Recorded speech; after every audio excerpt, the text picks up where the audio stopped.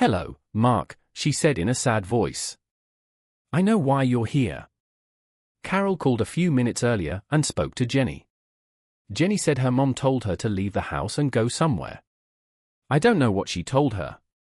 I think they're picking her up somewhere, but they didn't tell me where." "You knew about this?"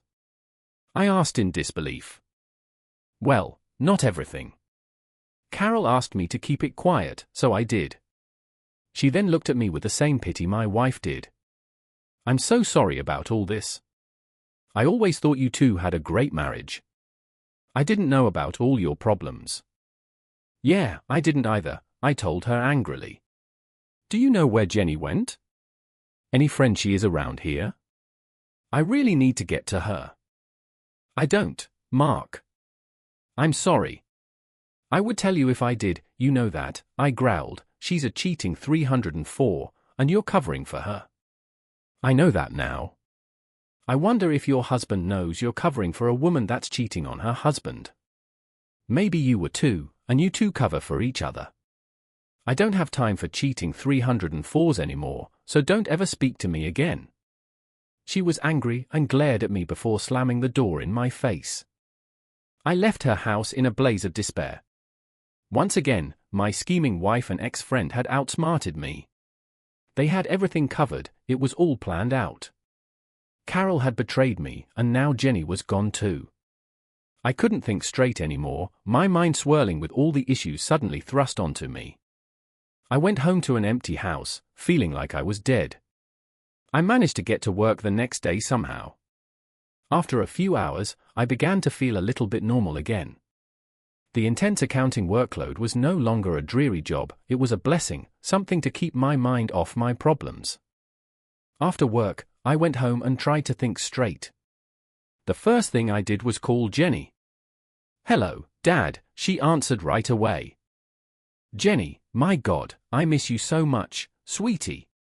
I want to come get you and bring you home with me," I said desperately. "Honey," there was a pause that grew awkward. "Where are you?" "I am with Mom," she answered in a tense tone. "Mom said I should tell you that I'm fine." "And where are you?" "I want to come get you." "I can't, Dad," she sobbed. "Mom and Uncle Jim told me to stop. They're pretty upset right now, and I'm upset with her, not you, baby," I interrupted. "They stabbed me in the back, but you did nothing wrong, nothing. I just need to see you, and we need to be together, please." Suddenly, the line was cut off. I called her back, but the call just went to voicemail. I pounded the table in frustration. No doubt Carol was filling her head with all sorts of lies. I bolted back to the car and zoomed over to Jim's house. I ran up to the door and pounded on it, but there was no answer. I checked the garage and found his SUV wasn't there, neither was his BMW. I walked around the house, looking in windows, but didn't see anyone. Suddenly, a police car drove up. The officer got out, glaring at me, and called me over. "I'm looking for my daughter," I told him before he could ask. "Yeah," he said, looking at me with little sympathy. "I know. The neighbors called the station and said someone was poking around the house. I also heard about your separation and the problem with your wife." "Who told you that?" he said wearily. "Does it matter?" I said, "You have to go now. You're not wanted around this house. If you return, you're trespassing. I'll have to cuff you and take you down to the station for questioning." I was nearly out of control. I took a deep breath and got in my car. Jim must have taken them off somewhere out of my reach. They outsmarted me again. Of course, I got a lawyer, and he gave me all the bad news. I'd have to split all our assets, including the house. Carol would no doubt get custody of Jenny despite her running around on me. I might have a chance for custody if the judge found that I was a good parent and that Jenny would agree to live with me. Now that was my saving grace. Despite the brief phone call with her, I knew she loved me. I'd been there when she was sick, I took her to her after-school events, I went to her school to see her teacher on Parents' Night. I had been there for every major event in her life. But now I was alone. Carol had Jim to keep her company. I needed someone to help me get over this terrible situation. I needed Jenny in my life and knew that she'd be with me so we could be some sort of family again. I was served with the divorce papers at home. Carol knew my work schedule and must have informed her lawyer. She attached a note to the decree that said she didn't want to embarrass me by serving me at work. Tough, I could have cared less about that. It said our finances would be split 50-50. We could sell the house and split the proceeds, or she could buy me out and live at home with Jenny. According to her lawyer, that was her preference, to live in our house so Jenny could continue her education in the same school district. We'd each keep our cars. There was no alimony, but I'd have to pay for custody for Jenny. My lawyer said it was an equitable split. I didn't agree. After all, she ran out on me and was fooling around on me for months. Jenny was my daughter, and I wanted full custody. He said I was foolish, but he'd submit a counteroffer from what I told him. In the meantime, that a-hole Jim took my family away on a vacation in Florida. I never found out exactly where. Jenny did call me. Our conversations were strained, and she acted very nervous. I tried to tell her I loved her and that I needed her, but I came off sounding desperate. No, I was desperate to get back some shred of self-respect. With my family gone, I threw myself into my work. There was always something to do for a licensed accountant, and I was working overtime as much as I could. I never heard when Carol and Jenny returned from Florida. I guess they didn't want me to know. The day of our court date, I arrived with my lawyer, and Carol and Jim arrived with theirs. I cast him a glaring, hateful look, trying to kill him with my eyes. He just looked away and didn't return my gaze. Carol just looked indifferent, as if the breakup of our family and her failed marriage was already in the past. When it came time for the final disposition, the judge took Jenny into his private chambers and spoke to her for nearly an hour. I kept asking my lawyer why it was taking so long. I knew she must miss me by now, I hadn't seen her in weeks. She just had to tell the judge that she wanted to stay with me in our home, and I could finally get on with my life. The judge finally came out and issued his final ruling. He said it was a difficult decision and that neither Carol nor I should dismiss how hard it was for a 14-year-old to make such a choice. It ended up that Jenny was going to live with Carol and the a-hole. I nearly fell over in a coma and barely heard a word after that. I walked out of the courtroom before he finished, with the judge yelling at me to sit back down. I ignored that a-hole and just staggered to the hallway. When I finally got my brain back, my lawyer came out and told me the rest of the judge's decision. I would have to pay for custody and would have to either buy out Carol's half of the house or sell it and split the equity. He seemed pleased with the decision and actually looked proud that I wouldn't have to pay alimony and that Carol had to give me generous visitation rights. "You came out okay, Mark," he said, slapping me on the back. It could have been a lot worse. I was speechless. Carol emerged from the courtroom, glanced over at me with a pitying look. Jim just left without saying anything. He took her by the arm and led my cheating 304 wife out of the courthouse. I never saw Jenny. I was in a daze. As I walked out in the parking lot, Carol came over to me. Jim was a few yards away, looking guilty. I noticed he still had a bandage on his nose. "This can work out, Mark," Carol said pleasantly. "I know this isn't what you wanted, but Jenny loves you and wants to be with you. She'll live with us, of course, but you can see her anytime you want. Both Jim and I want you to be in Jenny's life, and we'll do everything we can to accommodate and make this transition as smooth as possible for you." I just stared at her in disbelief. Was she insane? When I didn't answer, Carol said in a soothing tone, "Please, Mark, I know this is difficult. We want you to accept this judgment. Let's work to make Jenny's life as smooth as we can. It's for her benefit, you know." Finally, my mind returned. I looked over at Jim, who was gazing blankly at me. Then I looked straight into Carol's eyes and sneered with as much venom as possible, "Screw you, witch." I glared at Jim and said, "Go to hell, and take him with you." Carol's wistful expression disappeared. Jim heard me and looked over with a glare. My lawyer tugged at my arm and tried to pull me away. Come on, Mark, this won't help. Let's go, Carol said with irritation. Damn it, Mark, stop being childish. You have to help Jenny for her sake. This isn't easy for her either. She's your daughter, and she needs you now more than ever. No, which she's your daughter now, not mine, I informed bitterly. Don't ever contact me again, you 304. You or Jenny. And keep your shithead stud away from me too. If you ever come near me again, I'll... Stop, my lawyer shouted before I said any more. He pulled me away in a firm grasp and told me, just stop talking, Mark. It won't help. Wait until you calm down. Carol had tears in her eyes as she pleaded, she's your daughter, Mark. She needs you right now. Screw you, 304, I told her.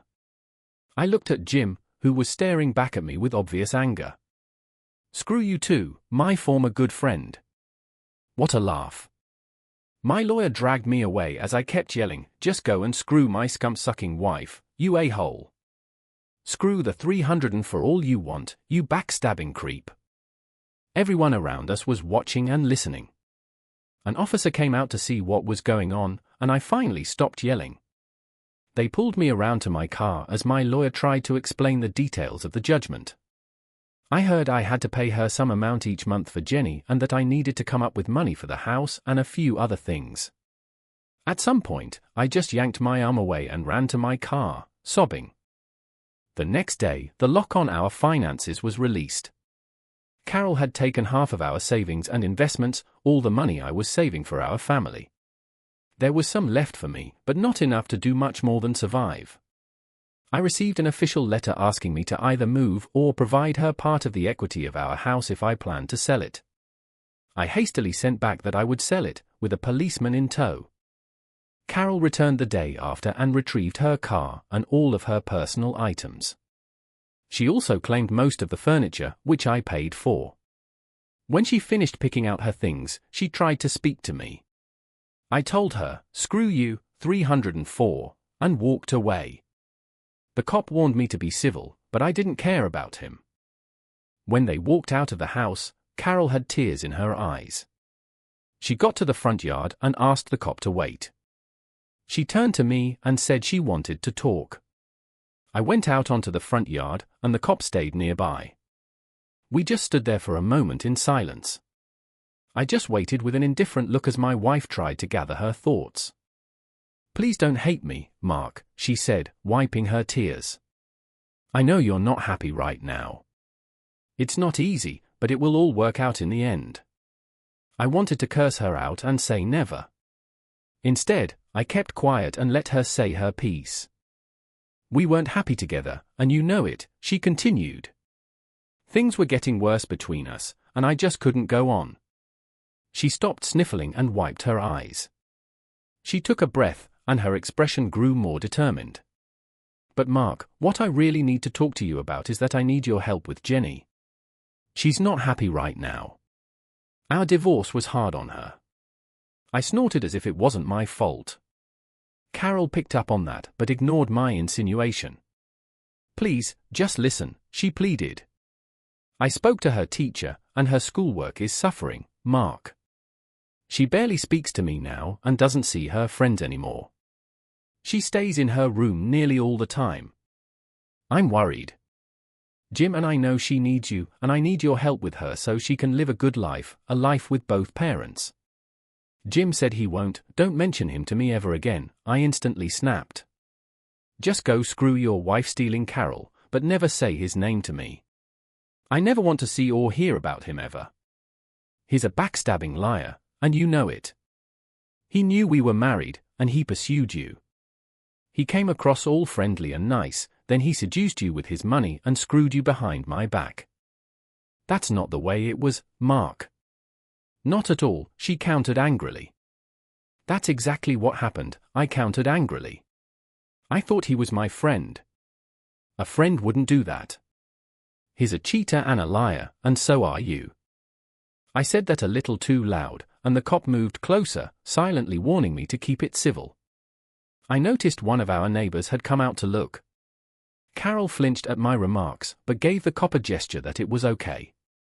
Please, Mark, Carol said, holding it together. I really need your help with Jenny. She's upset. I've never seen her so hurt.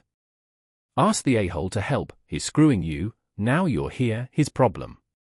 He's not her father, you are. She needs you more than ever. You must think I'm stupid, but I guess I am pretty stupid, at least I was, I said. I've been the stupid, clueless husband that you found it so easy to cheat around on. The idiot that thought my friend actually respected me and my marriage was forever. I was an ignorant fool, Carol, so I see where you're coming from. If I was so stupid while we were married, why not now?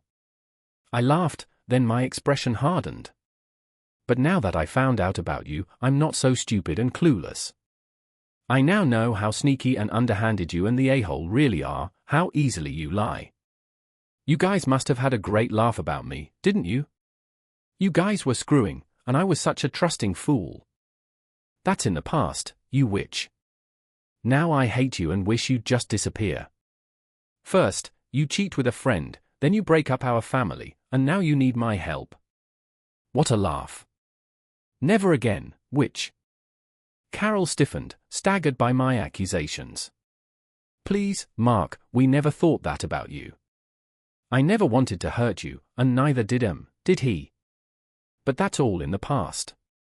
We're split up now, but we still have a daughter, and we have to get along for her sake. Think of Jenny. I looked at her like she was a piece of garbage. Yeah, right, I snickered. Damn, you really are a piece of work, you cheating 304. You screw around on me, and now you see the consequences. Not as much fun as you expected, is it, witch? Carol flinched and let out a little sob. The cop glared at me. Let me ask you a question, my faithless wife, I said in a reasonable tone. I just want to know how you can have a relationship with a man with no morals. That caught her off guard, and she stopped sniffling. What, Jim has morals? A guy that screws his best friend's wife? I chuckled. First, he seduces her, then carries on a sleazy affair behind his friend's back, finally he steals her away with his money, takes his daughter and ruins his marriage. You call a guy like that moral? He's exactly the opposite. It was never, I interrupted. How can you ever trust a guy like that, Carol? I do trust him, she stammered, off balance. Really? I asked sarcastically. A guy that steals his best friend's wife and daughter? A guy that uses his money to buy her love? Carol glanced at the cop and said tentatively, he's not like that, Mark, and you know it. And yes, I do trust him, but her eyes were darting around, and I could see I struck a nerve. I don't see how, I went on, and confident. You know the kind of guy he is. A playboy. He has money and screws lots of women. You're just another notch in a long line of easy holes. I can't tell you how many times he's bragged to his friends at the bar about his latest conquest. You're just the latest booty call for him. By the way, dear, have you been tested yet? Tested, she looked confused. For STDs and AIDS. He gets around, and he might have caught something nasty and passed it on to you. For my protection, I had to get tested right after you left me for him. You know he's quite a player and gets lots of strange holes. He's not like that anymore, Mark, she shot back. Sure, he is, I said. You saw him in action. Girls flock to that a-hole. He has lots of girlfriends. I wouldn't be surprised if he's getting a little on the side. Do you know where he is right now? He's at work. Sure, he is. Is that what he told you? Yes, he's at work.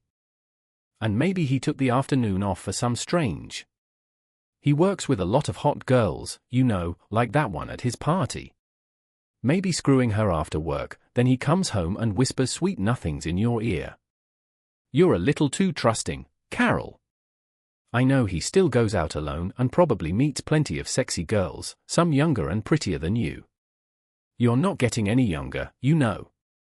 He may be getting tired of you already. He likes variety. It takes lots of hot women to keep him contented.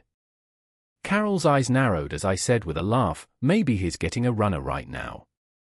I wouldn't be surprised. You know he's done it before, don't you? You did get tested, right? Carol was getting frustrated by my insinuation. I guess she never thought about Jim's other women before now. No, I didn't, but he told me we're exclusive. He loves me, you know. Oh, right, I laughed at how naive she appeared. He tells that to a lot of women. Jim's a player, honey. You know his past. I guess he wouldn't tell you that he was screwing other women, not yet anyway. Her eyes suddenly had a bit of insecurity. My accusations were hitting home. Poor Carol wasn't confident about her relationship as she was a few moments before. You say Jenny is having trouble dealing with our divorce. How will she feel when she finds out you ruined her family for a guy that's cheating on you? That you abandoned our marriage, broke her father's heart, and messed up her life for a sleazy, lying homewrecker? That'll really help her handle her issues. Get real, you fool. That a-hole isn't the ethical choir boy you think he is. Unless you think it's ethical for a guy to screw and steal his best friend's wife. Remember that the next time he goes off for a so-called business trip. He doesn't mind screwing married women, or any woman for that matter, if he's got a stupid bimbo at home waiting for him. So much the better. Carol blinked and suddenly looked pale.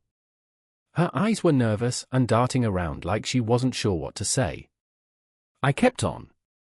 I've known him for quite a while now, I said, smiling wickedly. You think he's a great guy, right? I know for a fact he cheated on his first wife, cheated on her multiple times. Why wouldn't he do that again? After all, he's not even married to you. You're just a sex buddy, an easy piece of meat. I bet he'll hold off cheating for a while, long enough to get his new clueless, gullible screw bunny. Forget his wandering ways. Then it's back to normal. Carol's fists were balled up, her eyes were flashing daggers. That's a lie, she spat. Jim's a decent guy. I know it. I'm not going to let you and that a-hole jerk me around with visitation, cancelling at the last minute, asking to move our dates around for your convenience. Just forget it. I don't trust you, I said as I pulled a check from my pocket. It was made out to Carol with a notation in the description line. What's this? She asked. You have to pick her up, Mark. She wants to see you, Carol said, desperation creeping into her voice. Forget the visitation, I told her cold as ice. Here's a check for the full amount of my custodial responsibilities. Forever. It also covers a partial payment to her college fund. Now that you and he are her parents, you deal with the consequences. I want no further contact with any of you. Carol took the check and gazed at it like it was poison. You don't mean that, she said, tears welling up in her eyes. I do, but, Mark, listen. Goodbye, Carol. You and your cheater deserve each other. Go to hell, you too. Have a shitty life. Don't contact me again. Tell Jenny I'm sorry she left me too. I really thought she loved me enough. I loved her more than anything, but seeing her often would just break my heart all over again. I'm moving on from both of you traitors. And if I ever see your a-hole boyfriend again, I noticed the cop listening, so I didn't finish my threat. I didn't want any law enforcement officer hearing a threat made against them. Carol knew how I felt. I walked into the house and slammed the door, and could hear my ex-wife sputtering in frustration. Nothing about our talk had gone as she expected. My cell phone had a dozen messages on it by the end of the day. I just deleted them and didn't bother listening. I went to my provider and got a new one. I guess it was Jenny or Carol that called, but I was in too much pain to listen to anything they had to say. The next couple of days, I finished my preparations for my new lifestyle. I went to the bank and pulled my money out of my accounts and opened up a new one. There wasn't much money after the check I wrote to Carol. I then went to a real estate agent and put my home on the market. When he got the sign placed and left, I got out my spreader and spread Roundup over my entire yard. It would soon kill all the grass and shrubs, leaving the yard bare as a desert. I bought fish from the market and dropped them down in the heating vents and turned on the heat to let the smell of rotting fish permeate the house. I was purposely ruining the house so it would sell cheap, and she couldn't get a dime from it. Of course, neither would I, but I didn't care about that.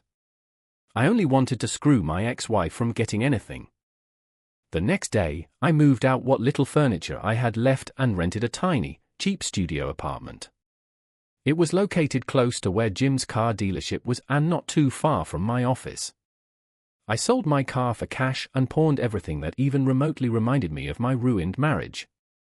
Then I threw myself into my work, making as much money as I could with overtime. My boss was happy, and I guess I was too. Working hard helped me forget about the traitors. The real estate agent called me and said my house wouldn't sell. It has a terrible smell, and the yard is a mess. Just lower the price as much as needed.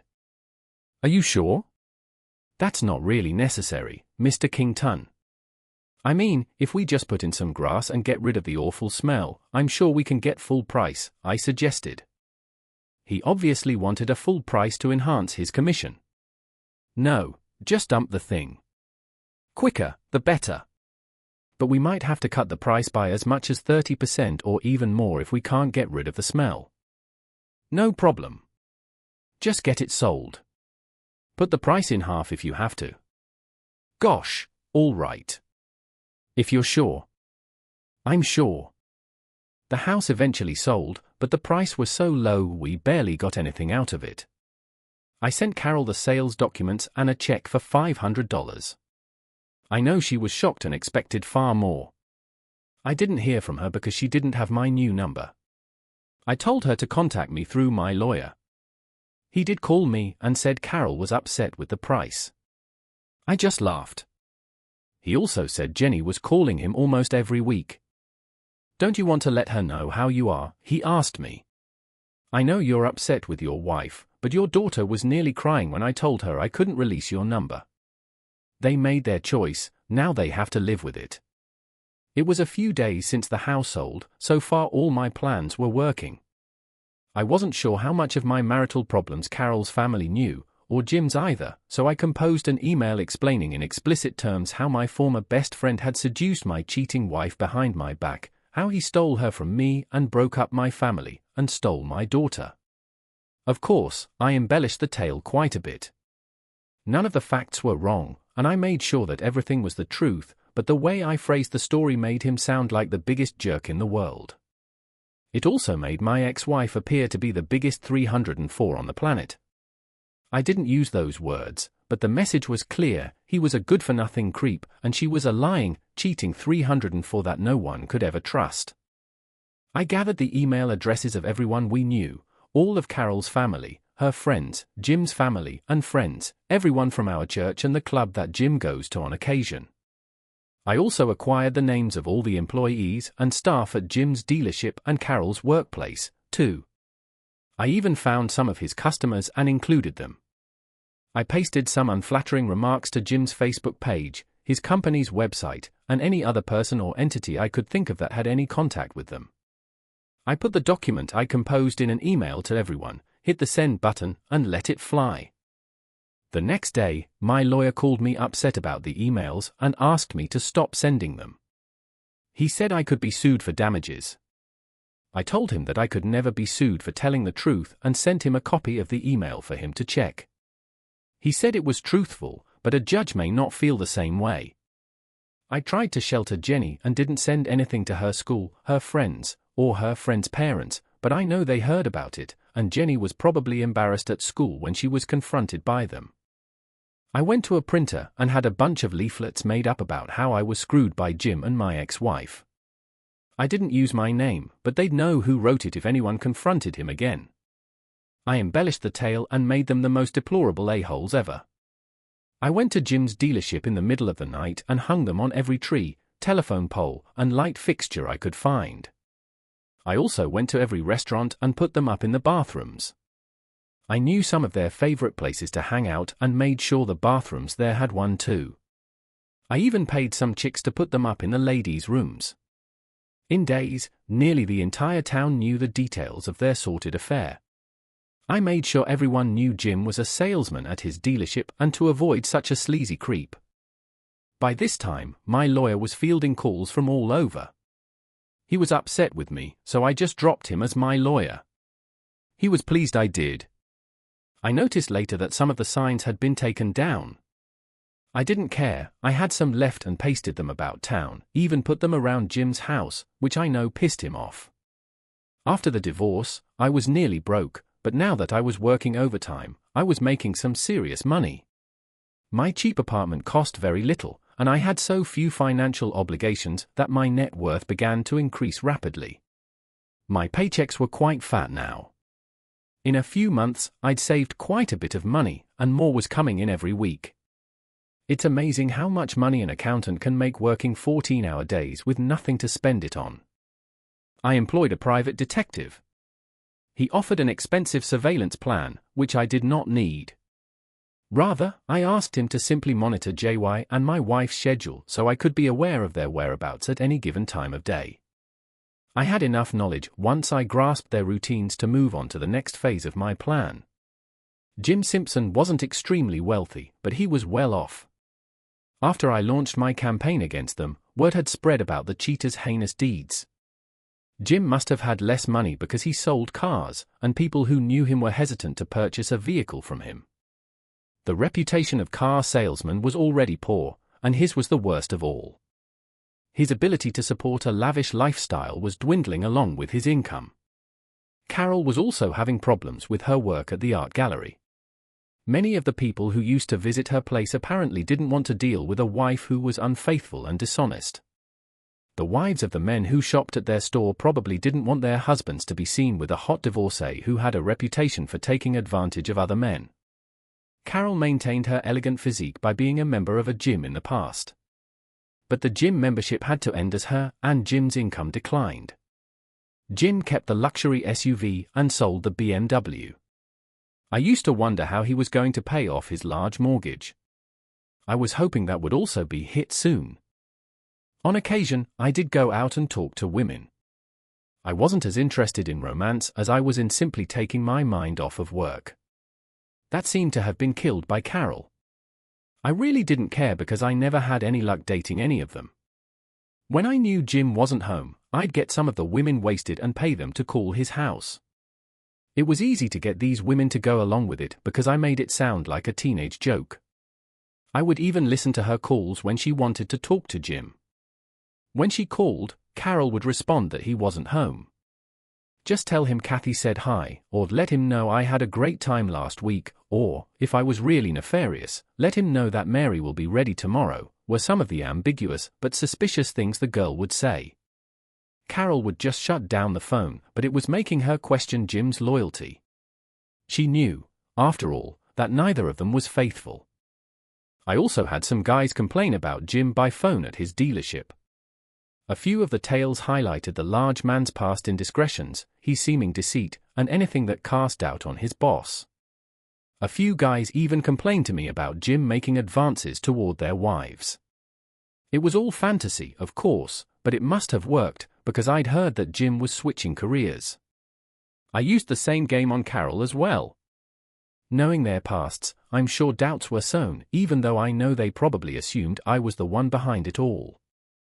I worked most of the time, and when I wasn't in the office, I had free time. I wasn't dating. I spent some time researching short-term stock and option trading online. Although the majority of people would never be interested in trading online, I started to see how much money I could make with just a little bit of understanding. Opening an online account with a brokerage company was easy. I started looking through their website's training page.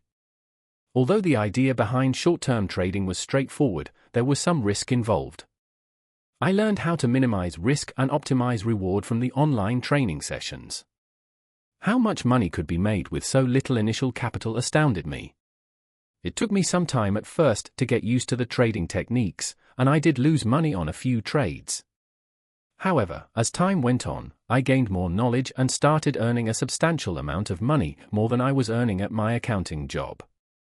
I decided to start options trading because I could use a small amount of cash to leverage into a large amount of profit in 2 months, and I had a good amount of money to play with.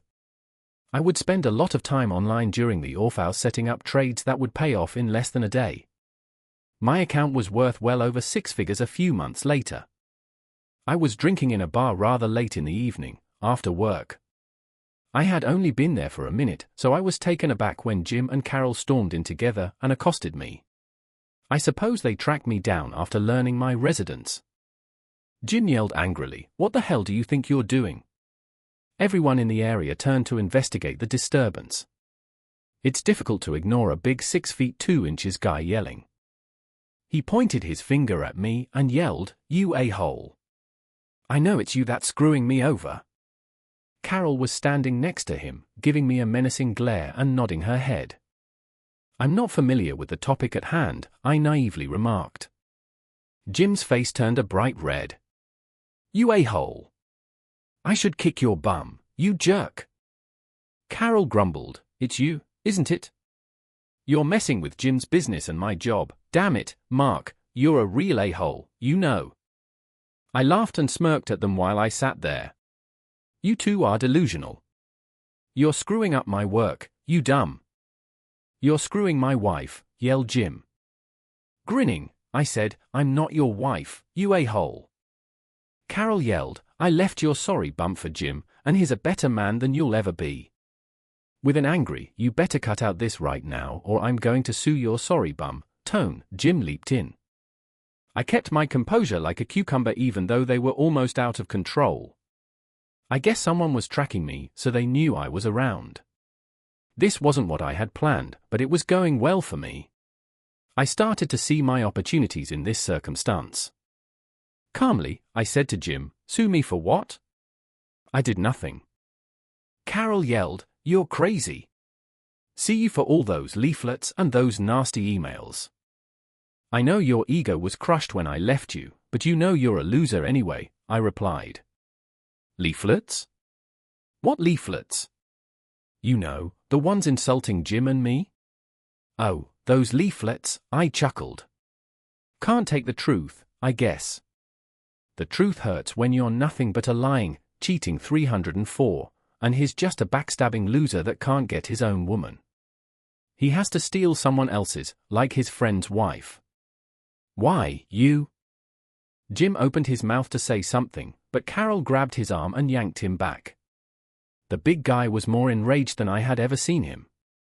If she hadn't been here, I'm positive he would have hit me. "You a-hole," Carol said to me. "You know I lost my job. They fired me, damn it, and Jim's having trouble too. He had to change jobs, and that's not going well either. You have to cut this off, Mark." I chuckled. "I guess people don't want to be around a lying skank, huh?" Anger contorted Jim's face. He almost felt like he would lose it. "You cut this off or..." I prodded them, saying, "You what? You steal my wife and my family. Oh right, you already did that. You screwed up, just shut your mouth, loser." All around us, people were silently observing.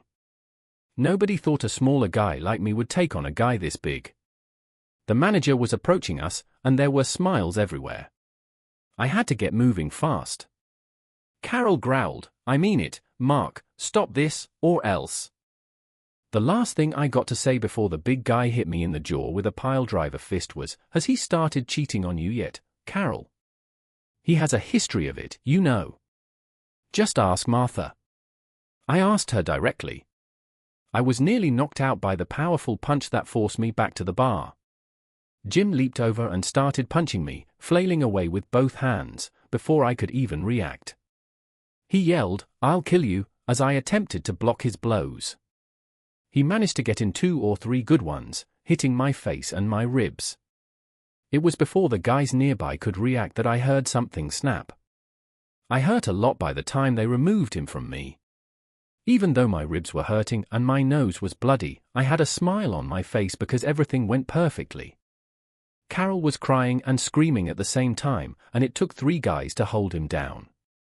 Because the police arrived in a matter of minutes, someone called them. I just lay there, appearing to be in pain and bleeding, though I was laughing to myself about how this would turn out. Naturally, Jim's arrest stemmed from an assault. Carol followed him out the door while sobbing as they took him away in handcuffs. I was called for an ambulance. Even though I knew I would be all right, I allowed the medics to carry me out on a stretcher just to make things look as horrible as possible. They even took pictures of me while they were taking care of me. My lawsuit would be strengthened by it. You guessed it, I filed charges against the jerk and hired the most vicious attorney I could find. Carol wrote me numerous angry, tearful, profanity-filled messages. I was ecstatic beyond measure. Jim had to wait a day to be released on bond, and his job was in grave danger. He was probably on probation and still relatively new to the job. The fact that his employer employed a large brawler who was also a cheater did not benefit the business. He finally lost his job after all the negative publicity, and he now had to find another one. He was never able to secure employment. About a month later, Jim was found guilty of assault and even attempted murder after a trial. I ensured that charge was included. He was placed on years of probation and had to pay a hefty fine during his 3 months in jail, which he only completed on weekends to allow him to continue working. Carol was devastated. Getting a job would be even harder than it had been before, and her new boyfriend now had a criminal record. My wounds healed rather quickly, and Jim was stuck footing the bill. An additional victory for me was that I obtained a restraining order against him. Later on, I found out he was selling his home. I guess not having a full-time job made it difficult to make the payments. While looking for work, Jim took on odd jobs to supplement his income. Carol found another job, but it was low-paying. To save money, the 3 of them moved into a cheap 2-bedroom apartment. In addition, he sold his SUV and bought a few cheap cars for transportation. Life is difficult. I gave things some time to simmer.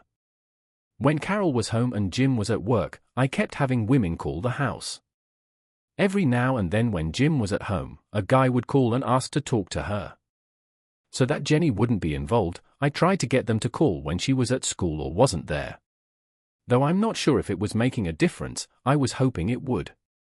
For me, my PI monitored the couple's work-related concerns. I made sure Jim's potential employers knew exactly the kind of person they were considering when he tried to apply for another job. It took him several months to land a job as a mechanic at a rundown auto repair shop. I guess they weren't put off by Jim's past, because they hired other ex-cons.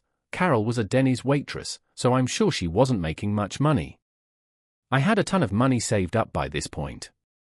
With all the overtime I put in, I also made a respectable living. I was banking $10,000 or more every month, so it was time to move on to the next phase of my plan. I drove by Jim's former house, the large one he owned before all the trouble, in his old neighborhood as soon as I learned he had to sell it. The for sale sign on it pleased me. I made a lowball offer for the house through my lawyer, and I was shocked when they accepted. It seems that the property wasn't doing too well in the housing market, so they had to sell it. We had a speedy closing in a few weeks, and I moved in. With 4 bedrooms, 3 complete bathrooms, a formal dining room, and a beautifully landscaped yard, the house was stunning. I realized that my cheating wife had been lured to and fornicated with by my ex-friend when I moved into the master bedroom. Knowing that he would never get to enjoy this bedroom, or the rest of this enormous, beautiful house, again gave me a perverse pleasure. To make sure everything turned out perfectly, I cashed in some stocks and started decorating the house. I made use of a qualified interior decorator. During our meeting, I told her what I wanted. When she inquired about the budget, I assured her that I would be extremely giving without going overboard. My intention was for the space to feel like a home rather than a magazine showcase. I also asked her to use some old pictures of my house as a guide for the decor. The woman did an excellent job with furniture and decor valued at over $200,000. In addition, I hired a landscaper to come in and clean up the yard, which had been quite the showpiece before the cheaters moved out a week ago due to all the issues. In addition, he fixed up the patio with a brick barbecue and installed a hot tub on the deck. After all the renovations, it looked fantastic. I think I almost doubled the home's value. This was not the time for me to sell. I was up to something else. I hadn't spoken to Jenny in months, and I was really missing her. Her preference for the cheaters over me still hurt, but eventually my need to see her overcame my pride. When I knew she would be home in the afternoon, I gave her cell a call. My lawyer withheld my phone number, so she was unable to get in touch with me. I was right when I assumed she would still have the same phone number. My number wouldn't be recognized, and I knew she probably had caller ID. All I could hope for was an answer from her. Hello? Hi Jenny, it's me, your dad. Dad? Really? Yes, honey, I miss you so much. I'm so sorry I haven't seen you. I guess I was just too broken up about what happened. I'd love to see you again if you'll have me. I can't believe it. It's really you?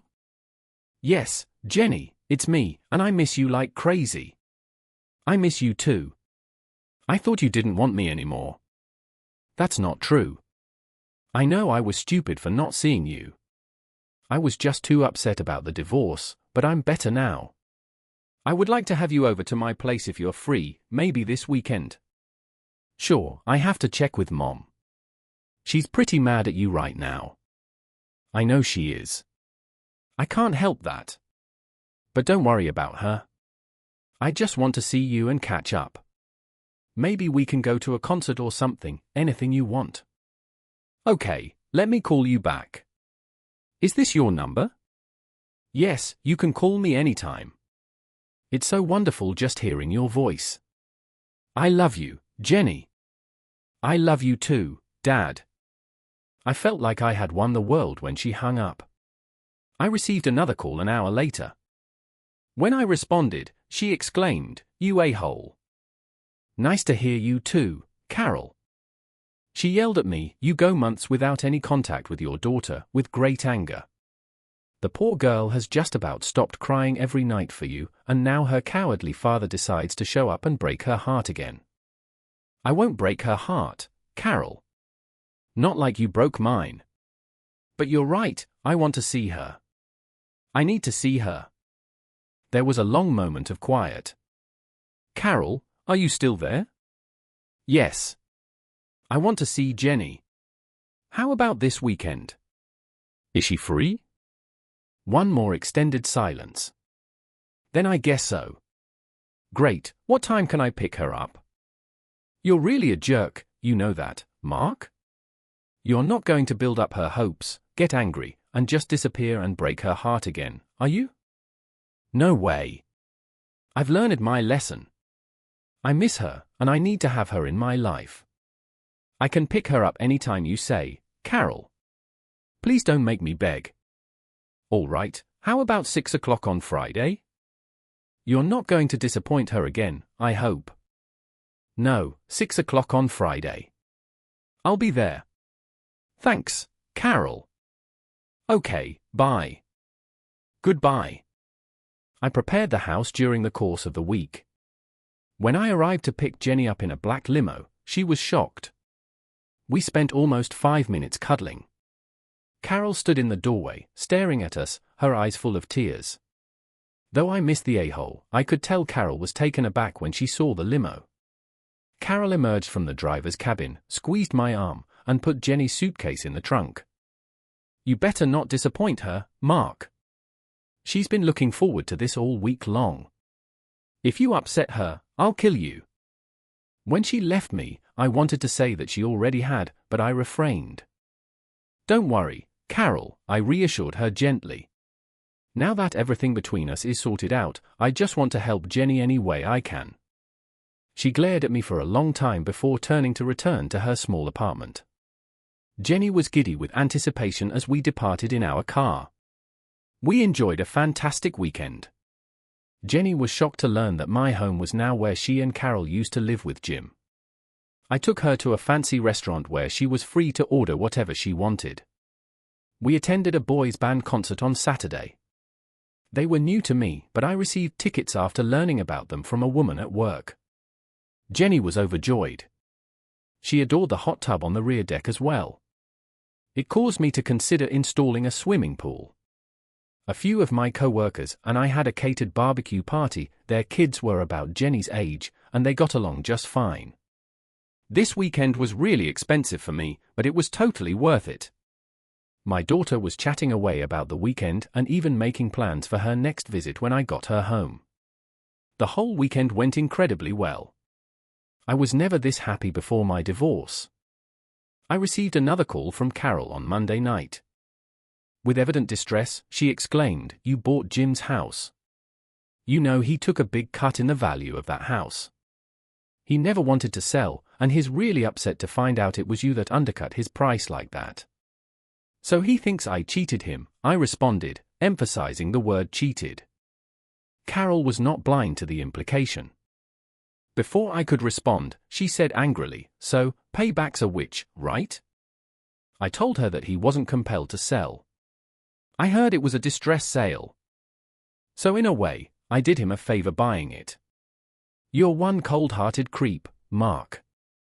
I never thought you were like that." "It wasn't always like that," I answered. "I used to be a nice, average guy, pretty trusting and naive. See what that got me? Then a couple of sleazy cheaters did me wrong and really opened my eyes. Thanks for that." She hung up after a lengthy pause. Jenny and I spent nearly every weekend together over the next few months, and I was overjoyed. With her presence, the house I had purchased from Jim truly started to feel like a home. Compared to the previous one, this one was significantly bigger and more opulent. This house held no unpleasant memories for me, unlike our previous one, even though I was aware of what happened there. I simply relished the amenities and ignored the previous owner. Jenny, of course, adored it. She claimed to have told her mother repeatedly how much fun she had with me. Jim had to listen to my daughters gushing about how I now lived in his house and how fixed up it was all week, even though he was spending the weekends in jail. Jim was clearly offended by what she had said, and Carol had to tell her to stop talking about it altogether. It was a couple of months later when I picked Jenny up. Carol was on her own since Jim was incarcerated. Jenny inquired last week if her mother could occasionally join us, and I thought that would be lovely. When I pulled up and she ran down the stairs of her apartment, I took her bag and told Jenny to go invite her mom to have dinner with us. She ran back inside to get her, ecstatic. A few minutes later, Carol appeared at the doorway with a scowl. She sent Jenny to the limo to pack her suitcase and approached me on the stairway. She eyed me wearily and asked, "What kind of game are you trying to pull, Mark?" "There's no agenda, Carol," I told her honestly. "Jenny asked about having you with us sometime. I thought it might be nice, despite all the bad history between us. I know you're a good mother. You may not believe this, but I miss you." Carol flinched. My remark startled her, and she turned away for a moment. "I know you're with Jim now. I get it. But time marches on, Carol. We used to get along as a family, and Jenny and I would like to have you with us. If you're just going to be here alone all weekend, why not spend it with me and your daughter? I won't bite, I promise." She tried to hold back a smile at my remark, but wasn't entirely successful. "I don't think Jim would appreciate me going with you." "You're not going with me," I reminded her. "We have Jenny to chaperone, so there will be no funny business with her watching. Just a nice family meal and some pleasant conversation. No pressure, Carol, but I think you'll enjoy it." She gave me a hard stare before exhaling hard. "Oh, all right. I guess it won't hurt to just have a meal. Give me a minute." The evening turned out wonderful. I have to admit, despite her betrayal, I still love Carol. I just can't turn it off like a switch, probably never will. She was a lousy, deceitful wife, and I knew there's no going back. At the same time, I was a crummy father after abandoning my daughter for so long. I admit I still think fondly of her sometimes. Unfortunately, I can never trust her as a wife, but that doesn't mean I didn't enjoy her company that night. I could tell the past few months had been hard on her. She had gained weight, her expression was rather harsh, and the fine wrinkles around her eyes and mouth seemed to have deepened a bit. But in my eyes, she was still beautiful. The most excited was Jenny, who babbled on and on about how nicely the house was fixed up. As I got dinner ready, she took her mother around the backyard and showed her all the upgrades, the refinished deck, the hot tub, the gazebo, the flower gardens. She even told her about my plans to install a swimming pool. Then she took Carol on a tour around the house. I wasn't there to witness the two of them, but when Carol returned to the kitchen, she was misty-eyed and there were tears in her eyes. Maybe she was missing what she used to have before I began ruining her boyfriend's career. "You've really done a lot with this house," Carol said over dinner. "How can you afford all this on an accountant's salary?" "I don't have anyone to spend my money on," I said. When a sympathetic look appeared on her face, I added quickly, "And I made some investments that turned out well for me." "I'm glad you approve. I was hoping you'd like the decor. I wanted it to feel like a home." I looked over at our daughter, who was gobbling down a piece of prime rib. "Now it does." After dinner, we had apple pie and ice cream with our coffee.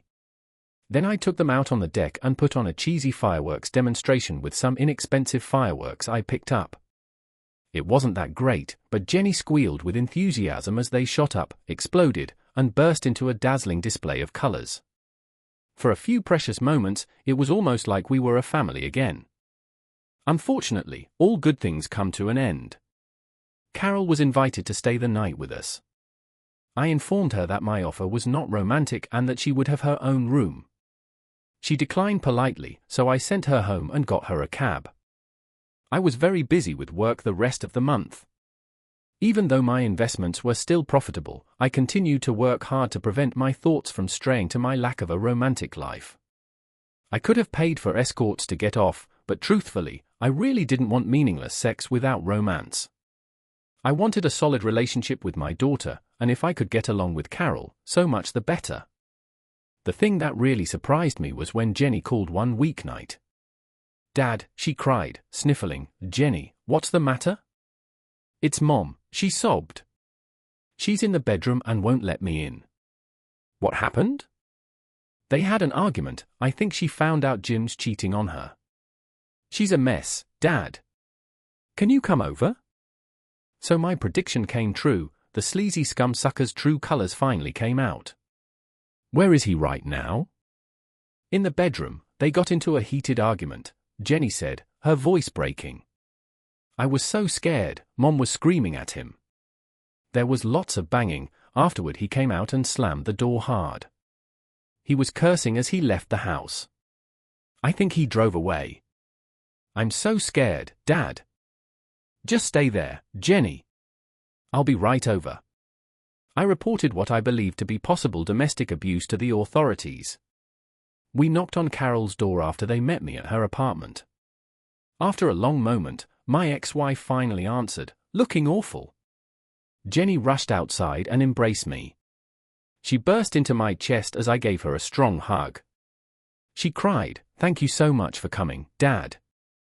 "I'm so scared," Carol said as she entered the kitchen and took a seat while the policeman questioned her. She denied any abuse, so I searched for any evidence, but I couldn't find any obvious bruises. However, that did not absolve him of hurting her. The officer agreed to let me speak with her alone when I asked to. "Carol," I murmured, "are you in any danger? Would you like to come over to my house for a while, just until things cool off?" She blubbered, "Oh, Mark, I don't know what to say. I don't want to impose." "You're not imposing. You can sleep in the extra bedroom. Jenny will be there too. We can take care of you there. I care about you, Carol, and Jenny loves you. I don't want to leave you here with him. You and I had issues, but just forget about that. I want you to be safe. Please come with us. Jenny and I are begging you." She whispered, "Okay," so softly I could hardly hear her. "Thank you, Mark." Jim didn't have to come in for questioning because Carol claimed there was no abuse, but the police still had to write up a report. He's lucky that there wasn't, because he would have gone back to jail for the assault on me and is currently on probation. In the ensuing weeks, Carol returned to live with me. She ended her relationship with her boyfriend after being devastated by his betrayal. We had discussed it once. She claimed he was beating up the receptionist at his job at the auto repair shop. That a-hole never could keep his lust in his pants. It sounded so typical of him.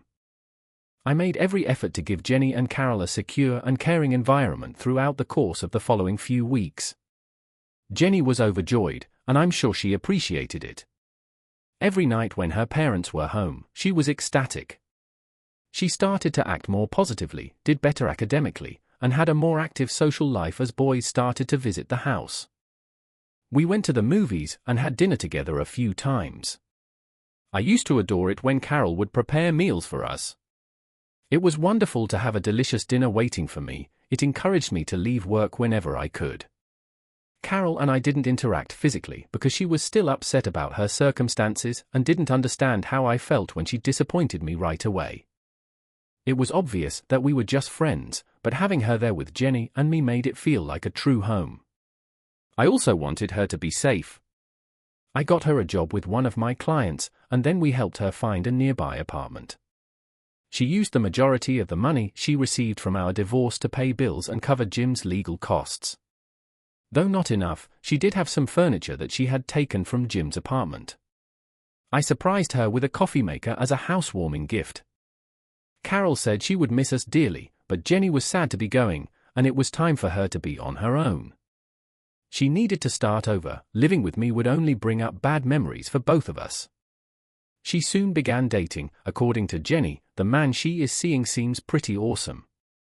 She liked him, the way he spoke to her. That's about as good a reference as I could get, I suppose. Carol retreated from me, but Jenny and I became closer. I believe that my reliance on her is equal to hers. I saw her develop from a young child into a kind teenager and then into a responsible, knowledgeable young woman. We're beginning the process of finding her a college, which is why she's taking advanced courses at school. Her academic performance is impressive, and several universities are showing interest in her. I'm really proud of my amazing daughter and couldn't ask for a better one. I don't have a lot of love relationships, but some women have shown interest in an elderly accountant. I occasionally invite them over so Jenny can evaluate me. None of the relationships I've been in so far have lasted, but I'm still holding out hope that I'll find the right person. Time will tell. For the time being, I'm enjoying raising Jenny for the brief period of time before she heads off to school, and I'm busy and successful at work. I must admit, things worked out better than I had anticipated several years ago. Life goes on, even though divorce stinks. Please feel free to express your opinions in the comments section, and don't forget to subscribe, like, and share.